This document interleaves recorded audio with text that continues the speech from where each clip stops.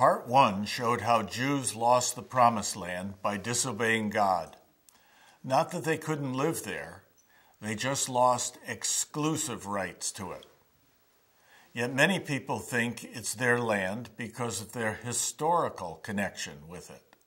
According to former Israeli Prime Minister Menachem Begin's government, the Jewish people have an unchallengeable, eternal, historic right to the land of Israel, that is, Palestine.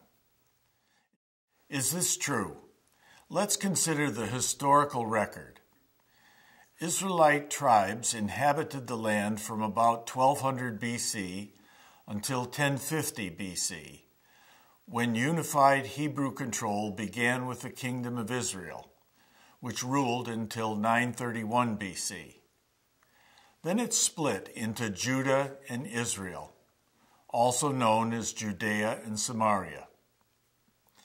In 722 BC, Israel was destroyed, and in 586 BC, Judah was destroyed. Another Hebrew state ruled from 166 BC to 63 BC.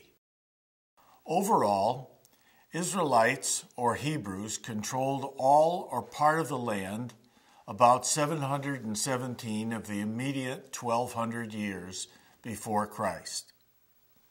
The rest of that period, Assyrians, Babylonians, Persians, Greeks, and Romans ruled in that order. Even then, varying numbers of Hebrews lived there and sometimes had limited power through Jewish kings like Herod the Great, a puppet of the Romans. Thus, Jews formed deep roots in the land in the first millennium BC. Remnants of this include the Temple Mount, Judaism's holiest site, where their second temple stood, and the Western Wall, where today's Jews gather to pray. Rome ruled the land from 63 BC to 313 AD, but didn't colonize it. In 4 BC, Jesus was born and Christianity took root there. It also had older roots there, for Jesus was a descendant of King David and Abraham. Like Judaism, Christianity left footprints, including Jesus' birthplace in Bethlehem and Calvary, where he was crucified. The Christian Byzantines took over the land in 342 AD, and the Christian population swelled. For 312 years, the Byzantines grew Christianity's presence, building the Church of the Nativity at the place where Jesus was born, and the Church of the Holy Sepulchre, Christianity's holiest site, over the place where he died. In 636 AD, Muslim descendants of Ishmael, Abraham's first son, took the land from the Christian Byzantines. Except for about 100 years when the Crusaders reestablished Christian control, Muslims ruled for the following 12 centuries. They too put down deep roots, especially in Jerusalem, which they called Al-Quds. Over the rock where the Prophet Muhammad ascended to heaven, they erected the dome of the rock. Nearby, they constructed Al-Aqsa Mosque. Together, these are one of Islam's holiest sites.